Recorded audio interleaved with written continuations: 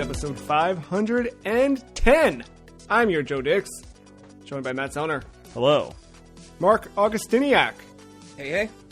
The Free Cheese is a weekly video game podcast about video games, brought to you once a week by thefreecheese.com.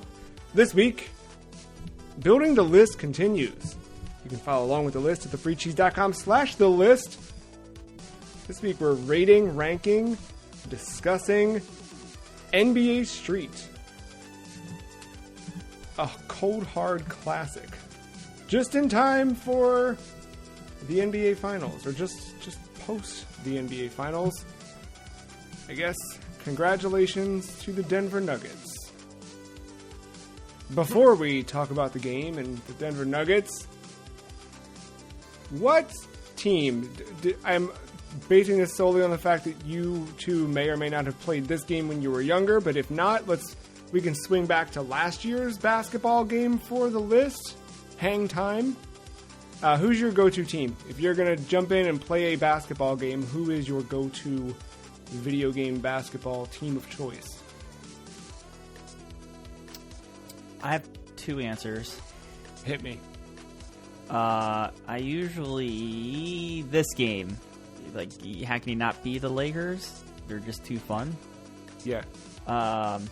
But in current times, I really don't play NBA 2K that much, but I sure love to navigate those menus in franchise mode and try to get to the point where I sell the Washington Wizards to a new city, which is always a fun adventure in those games. Yeah, that's pretty... Do they let you change the city name and all that stuff in the modern games? I haven't tried. I know you can sell the team. I can't remember if... Not sell the... You can move, relocate. I can't remember if... I'm pretty sure you can change the name and everything. No, that's always the fun stuff, when you can mess with reality a little bit. Yeah,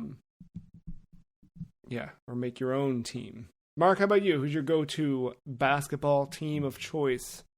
As a kid, it was the Bulls. Yes. I was very basic because I didn't know much about basketball, but I knew celebrities. Dude, it didn't matter. How could you not be a Bulls fan when we were kids? Like, they were just too good, too dominant. Yeah. I will say for this game, I did not go with them. Oh, did you? Who was your pick? Phoenix Suns. Oh, that's a good choice too. This was a good era for the Suns. I feel like when I was younger, I'd usually go with the Knicks, and now it's the Nets. After following the Nets, but it's weird playing like NBA Street, and it's the New Jersey Nets, and they're also not good in this game, so it's hard to play as the Nets. But so I still kind of gravitate back towards the Knicks. But hey, thankfully in career mode, you can kind of make your dream team, if you will. Discuss that more in a second. First, let's lay down some of the hot facts about NBA Street, developed by New FX with EA Canada, published by EA Sports Big. Platforms: PlayStation 2 and GameCube. First released June 19th, 2001 in North America for the PlayStation 2. Back of the box, quite trim this week. Just 4 little blurbs. Hold court against street legends. The ultimate level boss, Michael Jordan. 3-on-3 street ball. Center stage, where ballers come to play. And then right in the center of the box, it just says, "Bring it!" in all caps with an exclamation point. So there you have it. That's big. I'm sold. I'm curious, where did you play it then and now? I could tell you I've always done PlayStation 2 for this one. Although I didn't own the game until now, playing it for this. When we were younger, I guess we just always rented it. Or if we had it, it's somehow made it away from me. But I did rebuy a copy of it earlier this year for PS2. But yeah, how about you guys? Did you guys always play PS2, GameCube? This was a PS2 game for me. Then and now? Yes. Mark? I never played it before, but I went PS2 this time around. All right, good. Well, then we all got to experience Michael Jordan as the final boss. That was one fun fact about it coming to GameCube. The release was delayed just enough that the rosters changed. Michael Jordan had come out of retirement for the third time. Third or second? Wow. Third, because it's the Wizards, right? Yeah. So he'd come out of retirement for the third time, joined the Wizards in between the two releases. So he ended up as a player on the Wizards. And subsequently, the Washington Wizards in this game got a lot better on the GameCube. But, yeah. So as described, this is, from the back of the box that is, it is a 3-on-3 street ball game. This released in an era of, well, I guess the beginning of an era where we're trying to push for realism in games. The video game consoles were much more capable than they had been previously, so we're seeing more realism take place in especially sports simulation games. But car racing games, it's kind of always the two things. And then I'm sure anyone who's been following video games for any significant amount of time knows that when new consoles hit, the first thing you want to look at is people in cars, because those show you how powerful the thing is under the hood. And this was a little bit of a departure for that. The characters are a bit more cartoonish, but not all the way. Not like, I think, what's that one that's not very good now called? NBA Playgrounds, I think it is. That sounds right, because WWE went through... Is it Battlegrounds? Well, Battlegrounds, WWE... Probably Playgrounds for NBA and Playgrounds 2. Yeah, that sounds right. I can look that up just to make sure. But yeah, I think Playgrounds. But yeah, it didn't go Playgrounds. full cartoony like that. But kind of a bridge between a full NBA proper title and something like NBA Jam, in terms of art direction and whatnot. Also in terms of physics, because the physics are a little bit outside of what's real, but I think that's what kind of lends to the charm of this game. But yeah, then you're playing 3-on-3 street ball as opposed to 5-on-5 in a court. And yeah, well, I've got a lot to jump in and talk about with NBA Street, but I guess let's kick it to Matt, since you nominated this for our list this year. Sorry, I thought you were going to take 3 more seconds to switch it over to me while I was making T-swig. Sorry about that. All right, so, okay, yes, I put NBA Street on the list. I decided this was going on the list mid-recording of NBA Hang Time during Season 10. This was the NBA arcade game I grew up with, and I absolutely love this game. I remember the exact date I got this game. Oh. It would be January 26th, 2003. The day I was it was a Super Bowl / birthday party for me. Mm-hmm. What a day. And I received 2 games, I think, on my brand new PlayStation 2 at that point, because I got it a little bit later. I would get NBA Street, and then I will also get NHL 2K3. Oh, man. Yeah, you got... And then, I remember during the halftime of that Super Bowl, me and a couple of my friends went up and we played NBA Street. And yeah, we put in NHL for a little bit. It's a simulation experience. Put NBA Street, we had a lot more fun playing that, at least, against each other.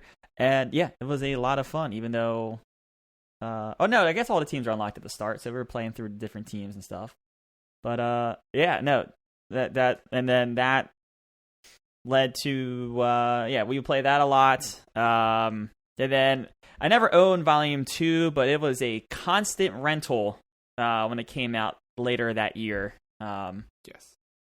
Yeah, between renting Volume 2 constantly and playing this, that was my arcade NBA experience. Mark, how about you? When was your first, or I'm sorry, you said earlier this was your first time playing the game. Mm-hmm. Had it completely passed you by before? Was it not on your radar at all? Just sort of no interest, or were you familiar with the game? I was fully aware of its existence, but at this point, I was not interested in sports games in the in the slightest. The NBA hang time had left. Excuse me. Purview. Yeah, like between that and like I think at this point, to 2003. Yeah, I was definitely deeply involved with my GameCube and That checks out. Yeah. and my Game Boy Advance. So I was just in that world, and whatever games were out around that year, it was all about that. Holy crap! Pardon me. Well, the initial release was 2001. I just got it Right. later. Yeah. 2000. When was? But even still, you probably would have been in GameCube mode between. No, 2001. I think I was. Yeah, I probably didn't own my own, but I definitely have. Probably played at friends or something. This would probably be Game Boy Color era for me, and probably I think the last sports game I played was NFL Blitz Still on the 64. So whatever year that was. We might have to put Blitz on this list at some point, but that's for another season, I suppose. Sure. Keep those thoughts to yourself. NBA Street for me, I don't remember if we owned it or just rented it all the time, but it was then finally the game that I felt like it was my basketball game. And to this day, it's the reason why I'm bad at basketball games, because you learn everything wrong about playing basketball in this game. Like, every couple of years when I'm like, let me check in with the 2K series. Let me play that. I'm like, always trying to swat at the ball. I'm always trying to block, and I end up goaltending, or I never stop holding turbo in any of these games, because in NBA Street, that's all I do. It's just hold turbo, block, and swat at the ball. Because you don't get called for any of it, right? There's no. Yeah, also, you jump the length of your player as well. Exactly, yeah. Feet to head in just a single press. But it's something about this. It felt right then. And some of these games that we've revisited in the last 18 months, especially some of the ones from this era, I won't say I've been worried to come back to them, but as I've come back to them, they feel different than I remember. And in some cases, when you go back to things, like I think a lot of people realize that with GoldenEye recently, when you go back to GoldenEye, but like I'd done that not long ago on the original hardware, and it's like, this game's not what you remember it to be. And I was kind of worried about that with Street. To an extent, like part of me was like, is this still going to feel good? Was 2 the good one? I don't remember. And then jumping in, like it still feels super good. And I'm sure this sentiment will not be, this won't be the last time we say it on this podcast, but it's such a shame that there's not a game like this in modern consoles, or at least just a re-release of this. I mean, so many things you could do. Just like, why keep chasing the NBA? Why? Never mind money. But if instead of doing that, you just updated this with new rosters, or even just fake rosters, you could just make a fake basketball game and give it this kind of stuff. But anyway, the thing that stands out to me then, now, forever with NBA Street is that it kind of brings a fighting game attitude into a basketball game. It feels like a platform fighter or something, where you're simultaneously controlling a team of 3 people and you're also playing basketball. All the tricks you have to pull off and things like that in the game, like you're not doing intense combos to pull these things off, but you do have to input certain things to make things happen. And that part to me just it adds something else to basketball. Not that basketball is not fun on its own, but it's like, I don't know. It makes you kind of always be on your toes. Like, it's one thing to know how to play basketball, but it's kind of basketball straightforward, right? Like, you kind of understand the rules, and then you know how to play the rules, bend the rules, and counter those rules or prepare for someone else's, offense while you're on defense. But when there's these trick moves in play, it kind of changes everything up. I want to talk a bit more about like the way that it changes the sport of basketball in this game for the better. But before that, I kind of want to hear what your two thoughts are on the special moves. Oh, I think it's great, dumb, and everything in between. I guess I've played games where I feel like it's a fighting game approach and then another genre, sports. Especially, I go back to Mario Tennis Aces and all the times I talked about that game. That definitely felt like that, but I don't know if I got the same sense. It's so fast and ridiculous. And you feel pressured to, I wouldn't say pressure, but you definitely are incentivized to string combos and go for ridiculous possessions to build your game breaker meter, which I guess that's where you're getting the fighting game comparison for that automatic 2-pointer or that spectacular dunk or block or whatever that can break a game wide open or do whatever. But no, it's just fun. It's just stuff you can't pull off in a simulation based game. It's the stuff that you go out immediately after playing a game and try to dribble a basketball in that ridiculous way and it doesn't work, or it's a blatant travel. Like it breaks the rules of its own game. It just adds this flair to the sport that you can't achieve in real life. It's just not physically possible. And that video games kind of can't bring to you because they have to stay grounded in the simulation way. Man, it's just fun to play. I just think it's so ridiculous. You say that, but myself and 4 friends spent quite a bit of time between middle and early high school in the gym doing what we could to replicate these moves. And some of the stuff that was like, how the heck do you do it? Like, just the way that people were like bending their bodies in this game and stuff. I still remember my one friend Eric pulling it off. Like, I don't know how, why, what he was able to do that, like bend in certain ways and make the ball move that way, but fully did it. And it kind of, in a way, not that I was ever good at basketball, but it did make me better than I was because it got me thinking about how to handle the ball differently. So while that stuff would never be like, if I actually pursued playing in high school or something, never would have worked out pulling that stuff off. But when we were just screwing around on a court somewhere out back of school, it was always, whatever. Mark, what about you? You've got, I think, of the 3 of us, the biggest mind for fighting games. Did you get that out of this, or? A little bit. Just with that meter, it definitely made me think about that. I was a little naive in thinking that for some reason that meter was like our score building up, and once you reach it, the game is done. Because I was like, "Where's the timer? There's no timer." And I was so used to NBA hang time traumatizing me that right, yeah, like very quickly counting down a timer, yeah.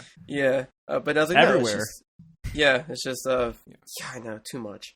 But it was just first to 21, so thankfully that was cool. Yeah. But the meter wasn't too far behind that, and once that happened, it did make me think about Def Jam. Oh, interesting. Now, like, you just had to like kind of maneuver and do all these things to fill that up, and then once you do that, it's just kind of like all right, yeah, you're basically going to win at this point. Like, he gives you the upper hand, especially if you have a good streak going. But my match, I did I did not the like campaign equivalent, but The city one, circuit. yes, because I wanted to unlock more stuff for my character and build up those stats or whatever. So I got scrawny ass me in there with the Suns, and, and my character was the one that was able to pull off the special move or whatever. I was like, it felt pretty great. The thing that kind of lasted with me this time around was, especially comparing it to modern games. Now that I know a little bit more, watching it more regularly, the actual game, the sport here in 2023, is super heavy on 3-point shots. If your team can't make 3-point shots, you are not going to win. And you look at the teams that have won championships in the last 5 to 12 years, and a lot of it is, because they've got really good 3-point players. It's not always the case, and there's definitely people who are still playing in the paint, but a lot of it's 3-point plays. And this is not... I watched something where, like, people who retired by, like, the mid-2000s and are now, talking heads on different whatevers, they were all talking about how much the game has changed since they played, which was, back in this era where we would have been controlling them in NBA Street. And the thing they pointed out is that a lot of the players that play today grew up playing 2K. And in 2K, the emphasis is on quickly beat your opponent, right? Like, how high can you rack up a score? And the fastest, easiest way to do that is 3 points. So they emphasize that. And then when they go and practice on the court, they're doing the same things they're used to doing in the game on the court. And I thought that was an interesting, bit of insight into how video games have affected real basketball. Of course, after real basketball had affected video games. But returning to this, because I think of the combination of the wacky moves and the stuff you're doing and that different skill set, and also just like it seemed like most of my players were not great at 3-point shots. It just seemed like the game was really about getting close and getting to the basket rather than taking shots. Because it's completely the antithesis of how I play 2K. I bought 2K in the last year because, I had that every few years so often itch to play. And every time I did it, like I don't know if you guys do that or not, if you play around with those, but I gravitate right towards the outside of the, right? You want to aim for the 3-point shot. And this was refreshing in that regard, like trying to get past, making sure you're doing the right things to pass more too. I felt like this game encouraged actual good ball handling in a way that the modern games don't. Or in a way that I just am really bad at doing in the modern games or remembering to do in the modern games. But was that something either of you noticed? Is that makes sense? Am I out there? No, I think you're on the sub. I think part of the reason why you learn to charge the net and the paint and stuff, whatever, is because when you do the city circuit and you're building your team, you don't really get a 3-point shooter until like midway through, or at least one where you're not sacrificing a big dude, which seems more formidable in this game. At least to get a base to start blocking some shots and whatever. That beginning could be a real big struggle depending on how you pick a couple of players. No, I think I was the same way. I was never good though. I was always like I showed up to play defense in pickup kind of thing. Mm-hmm. I stood in the corner until the ball was passed to me, and then I was scared for my life. Took 2 dribbles and immediately tried to get rid of the ball or jack up a terrible looking 3-shot or whatever. But no, I was not.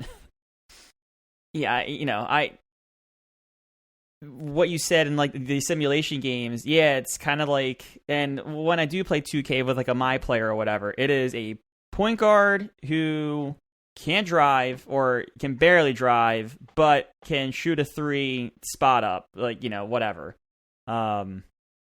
This game it was totally. I did create the tiniest character I could, but I made his dunking and his like power, or I can't remember the statistic, as high as I could, and it was like interesting to see what I was able to pull off, physics wise. No, but like the movement in this game, like, again, I think it's just everything's just so ridiculous. You pass and everything's like behind the back. Everything's no look behind the back. Nothing's like just like straight. Like there's no bounce pass in this game. It's just very much like everything ridiculous. And there's like no button for pick and rolls, which I feel like every time I play 2K, I'm not playing right unless every time I go up I call for a pick or whatever. I'm hitting that button. And it's just like you said. It's this era or this type of game is just refreshing to what simulation ends up becoming. I don't think simulation's quite there yet. What's the EA Sports? Is NBA Live at this point? It should have been live. Yeah, like I don't think they're all the way there yet. I think 2K at this rate is the simulation game, and EA Sports is like kind of teetering on that edge of like not being ridiculous, but also making it easy to dunk and things like that. I think like they're going to harp like the player traits, like the glass breaker, the shooter. They were kind of going, I think, more in that direction. It doesn't quite get as ridiculous as this, but in that game, you're still kind of doing some plays and whatever. This is just a nice. It's just dumb, go forward, try to get to the hoop, sit at the hoop, goaltend with Shaq, who's 7 foot, then becomes 14 foot when you hit triangle at the right time. Right. Well, it fits into, it's published by EA Big, and that publishing arm of EA is the same one that brought us Def Jam, but also brought us the SSX trilogy, like all of these kind of like extreme sports games that were, I think, popular in the sense of making or taking reality and bending it a little bit. And I think it did it in the perfect ways for this. I don't have much bad to say about NBA Street. I think that's kind of where I landed on this one, is like, I never did back then. I always loved it, and returning to it now, like, I still think it's solid. I think it feels really great. I think it breaks the rules of basketball, obviously, and it breaks the rules of physics and reality, but it does so in a way that makes the game more interesting to an extent. And I think nothing's come quite close to it. The immediate sequel to this was incredible, but prior to that, post that rather, there's been street modes in NBA Live and NBA 2K, but none of them feel quite like this. They're just using that physics engine on the street and playing to 21. Like, it's similar approach, but it's not at all like this. And even the later NBA Street games, I don't remember, or I don't know if you guys have played. I never play 3 or Homecoming, or is it Home Court? Sorry. I think Home Court, yeah, that sounds right. That was the one that like made the jump to next gen. I remember we bought it for Xbox 360 after having a 360, and it was like, this is not the NBA Street that I remember. Home Court. And I think there's a PSP version as well, if I remember correctly, and that also is not great. Or it's fine, it's just not this. Who's that even on the cover of V3? Started to like lean more into Baron the simulation Davis. side of things. Okay, all right. That shows you the state of basketball. Yeah. Baron Davis on the cover of NBA Street V3 in 2005. Huh. See, V3 was cool on GameCube though, because you got to play as Mario and Luigi. Yeah. Yeah. And cover athlete Baron Davis. There. So the main game mode, there's obviously like a local one player versus computer where you can just sort of do single exhibition matches. But the main campaign, if you will, the city circuit, you are going city to city and fighting other basketball teams. Upon winning, you get to choose between either adopting one of its players or acquiring skill points for your character, your created character, to improve their stats. And it's, I think, a quite lengthy campaign. I think, I started playing this when we sat down, the three of us, and revealed which games we were doing for season 11 back, what was that, December? Something like that? Probably the late November, December, yeah, somewhere around there. That was when I went out and bought a copy of this, and, I haven't stopped playing it on PS2. I just keep messing around with it. It's just been, like, a lot of fun. Especially at some point I purchased, 2K23, the big boy basketball game. And I don't know, I mean, this is a little bit of an aside, but have either of you looked at the new 2K games? No. Is there something wrong, or? I think I played it. I played the one from 2 years ago, I think, or 2 releases ago. So you're the last one. Whenever they go to Game Pass, I feel like is when I dabble with one. So they're really good basketball simulation games, right? But you need to really fight through the menu of the game and the pop-up ads in the game and everything else about the game to actually play the game. And that's the problem I have with all these modern games. It's like they're more interested in selling you card packs, or in the case of 2K, they do have kind of similar to Street, where you can create your own character and you can whatever. You can go out and play street ball in these games against other people online. But in doing so, they want you to spend... There's something you can go look up. I'm sure I know there's YouTube videos that break this stuff down. But the one that was the most absurd to me was like, if you spent the same amount of money to get microtransactions in the game to buy a backpack or whatever it was, like a branded, I don't know who it was, but a branded backpack or bag or something, you'd spend more money in fake currency to get a fake bag than if you went and bought this actual like designer bag in real life. It's insane, and that's where this game's gotten to a point. And the worst part is, in a couple of months, they're going to put out a new one, and all of the money that anyone has just spent in the last 12 months on this one doesn't mean a thing. Anyway, I knew that was going to be an aside going into it, but I didn't mean to go that far. They're just not. They're just focused on so much more than just what basketball is, and this was refreshing to go back to, because I do get that itch. I've had that itch on and off every couple of years, indefinitely, forever. And it always ends with me being frustrated that the game just isn't good in the end. The complete package of the game isn't good, and it ends up putting too many roadblocks in the way to enjoying the game. So having Street within arm's reach and always in the PS2 in the last 6 months has been incredibly refreshing in the wake of modern basketball games. I mean, to kind of echo that,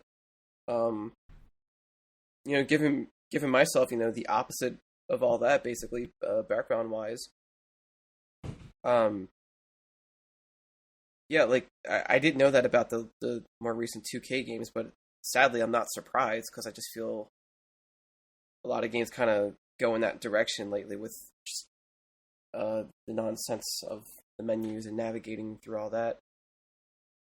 Even though we're kind of desensitized to most of that with mobile games, but when it comes to console, it feels like taboo. Like, this should not exist here. It's like sacrilege in some way. But having not played any of that, and my only experiences with basketball games are always on the arcade side. Never that much of a simulation or realistic style of any game.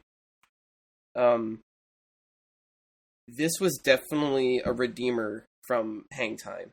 Like, I'm sad I didn't play this sooner when it first came out, but I'm happy I played it now, because just the way that they just have it set up. Like, I like that it only the points aren't ridiculous. Like Hang Time, you can go into like the 80s or 100s if you really wanted to. Just it's like 21 was a nice stopping point. I like just having 3 people. I mean, hang time at 2, which is also fine, but something about 3 adds enough to, if you want to do a lot more tricks. I think it adds more flexibility to that. And my favorite thing, because I'm not. You'll have to let me know if any of the other games in this series do this, or other basketball games do something like this. But I love the reticle underneath of you to let you know when it's good to make a shot, instead of just like trying to eye it yourself. So like when that dot changes from red to orange to green, that's my favorite thing in this whole thing, and that made it feel way more approachable for somebody like me. This game didn't stress me out. So, and I did do the tutorial, but this game was simple enough. But yet at the same time, it can be complex if you really want it to be, and I like that. It's a good balance. Yeah. The newer games have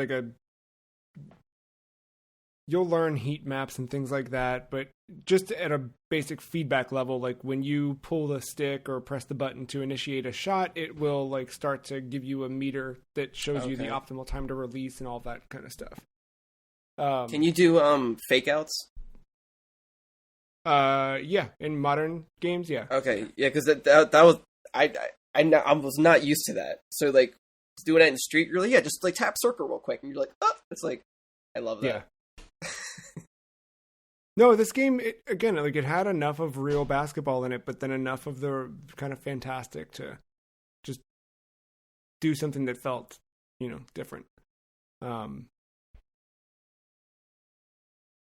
feel like this is, huh? So it felt like a video game. It felt like a Go figure video game.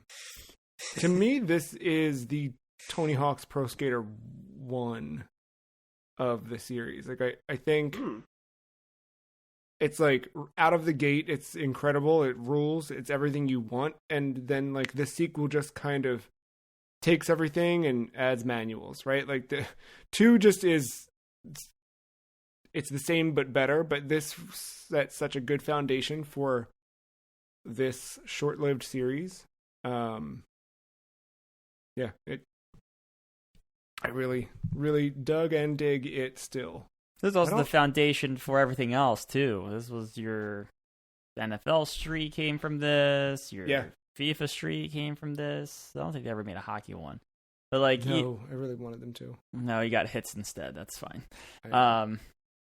No, this does feel like the Tony Hawk 1 in a lot of ways. It just, your Tony Hawk 2 might be an NFL streak. True, yeah. I cannot remember. I forgot to pick it up right before we started. Was there a mode to do a pickup team? Well, I guess not, because only 3 players, a little bit different in the NFL.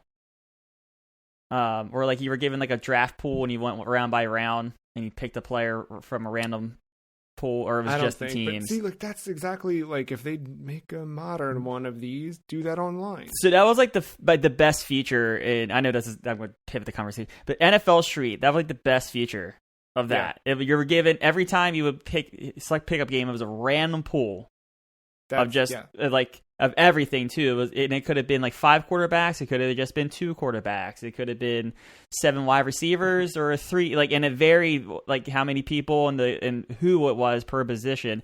And it was the best way to play that game against someone else, because it was kind of like your same pool, same pool of players. Just in a way. Yeah, it's kind of you build your team around how you think it should be played. But you could run on the walls in NFL Street, which was my favorite part of 2. That was only in 2? Oh, 2. Man. That was the best. Running on the wall and throwing? Oh, yeah. Yes. Yeah. So good. 2. Just so stupid, so good. Yeah, this whole EA's just sitting on a gold mine, Mm-hmm. But gotta sell the card packs. Was there anything else you guys had taken notes on, or anything you wanted to talk about before we rank NBA Street? I played this time around. I played this like someone that plays Pokemon way too much would play a Pokemon game, in the regard of I wanted to challenge myself and to make my team in a specific way and only use specific players. Oh boy, So I never used Michael Jordan. I refused to. I thought it was too broken. Yeah, that's smart. So I did that, and I constantly that was like my main thing, was just never use Michael Jordan, as tough as it would get in the very beginning, because you are not given. Well, you pick your team, and then you're given like your creative player who has no stats because you're using this mode to develop them, and then the team around it. And I picked the Wizards, so I definitely had no one. Yep. So. Yeah, no, it was a rags to riches type city circuit. When do you feel like it got, I wouldn't say easy, but easier to? Once I got Dirk from the Mavericks. Okay, yeah, sure. So Region 3. Yeah. Mark, anything else we didn't cover yet?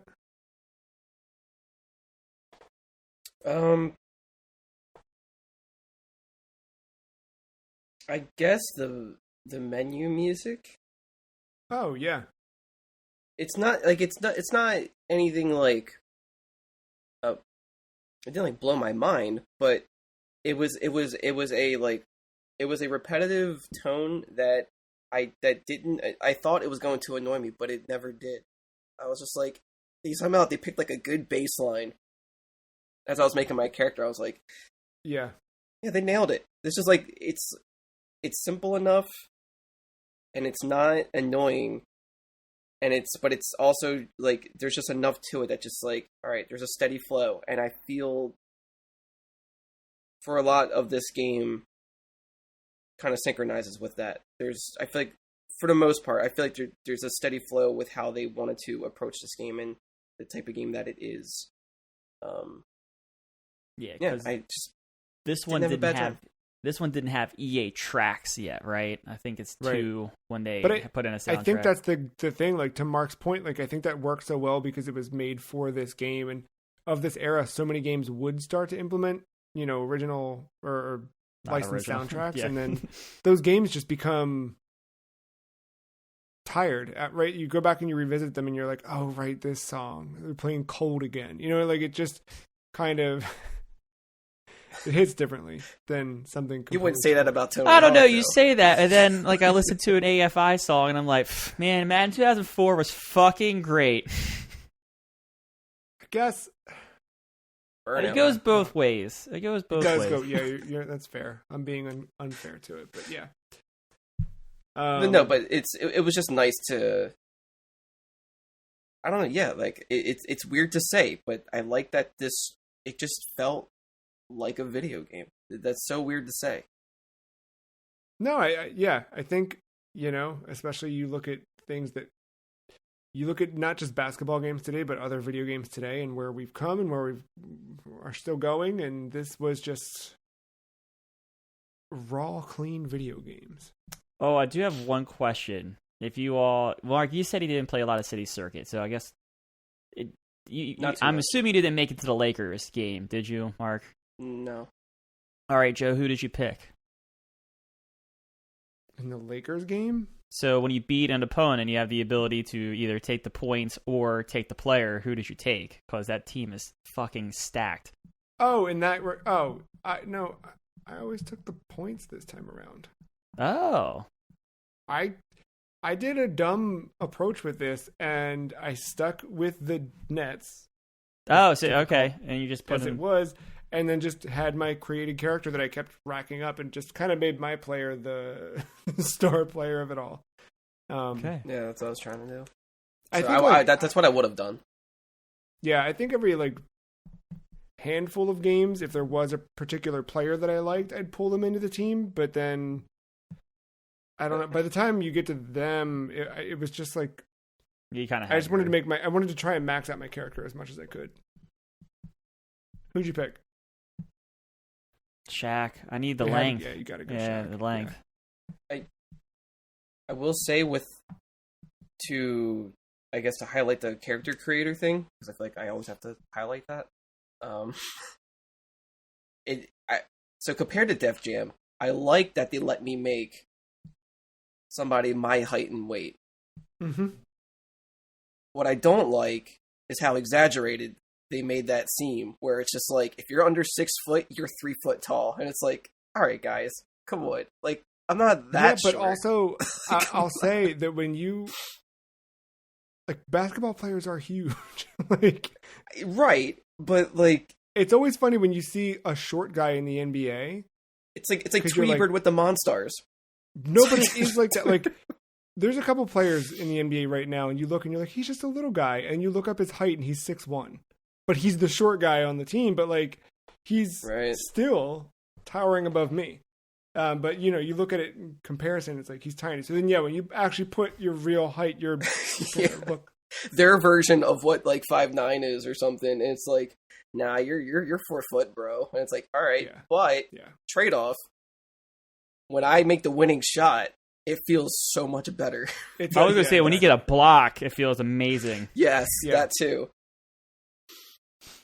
Especially it's a double block. It's very good.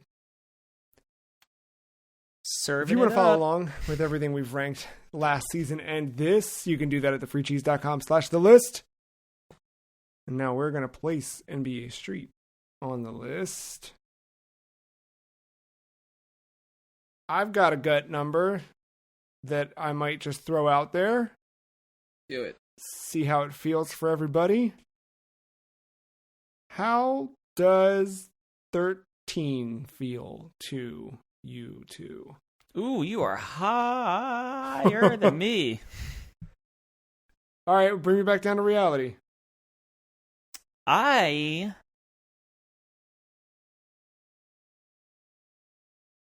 Okay, I can go a little higher. I'm kind of near the other EA Sports big title we have at 30 with SSX Tricky. Whoa.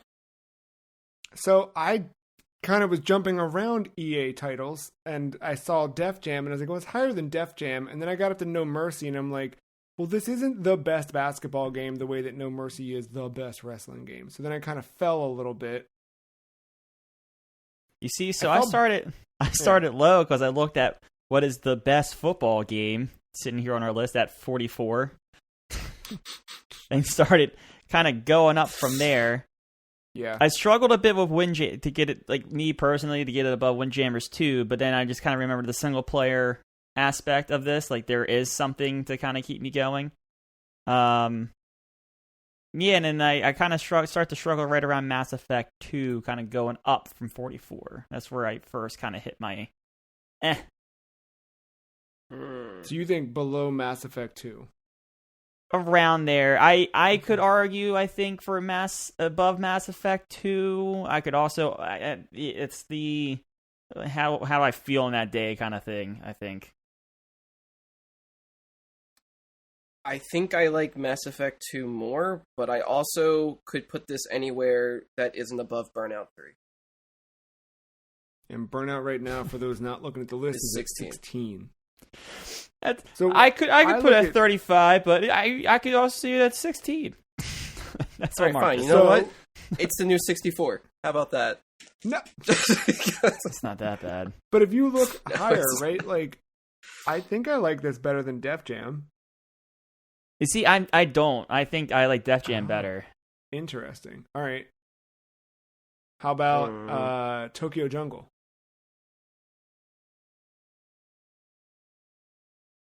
It's like around there where I'm starting to like. I think we're finding that range, right? I think it's like from there, maybe Papers, Please at 24 or 25, 24, kind of going down to around. I Snatcher, I would even say right around there. It gets weird for me. For me. Yeah, There's and also a bunch of tentpole games around there that is just weird that they're in that spot. I know, that's why I'm trying yeah, to. that's why. I mean, that's why my range is so huge, because there's some games on here where I just like more than others. Yeah. But I think I might agree with Matt. I feel like above Tricky, below Double Dash. or maybe above okay. Double Dash, below Gitaroo Man. Like,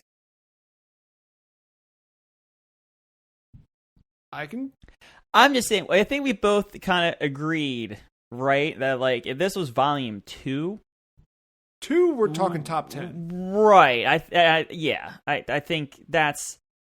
Like, and I don't even know. But I think this was the foundation for what could be a potential title in this list.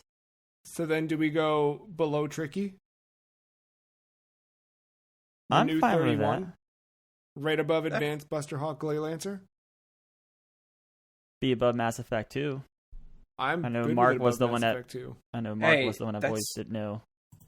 That's true, but I also did not hate this game, and the fact that I haven't played any of the other ones, I'm kind of interested to see what 2 would bring.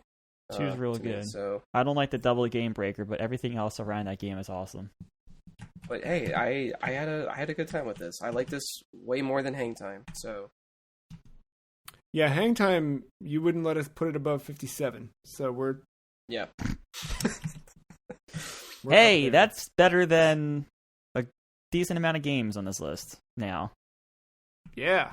I think we got a new, thing. Well, there's NBA Street, brought to you by Electronic Arts. They should make another one. They should make 2 more of them. How about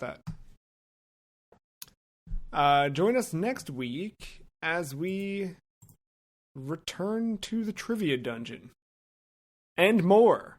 We'll talk a little bit of Game of the Year so far, and we've got the return of some long-awaited segments from Season 10 and more. So hang out, bring June to a close with us, and look forward to July, because we've got a stack of games for July as well. Until then, thank you, Mark. Thank you, Matt. Thank you, listener, for listening. See you next week. Goodbye.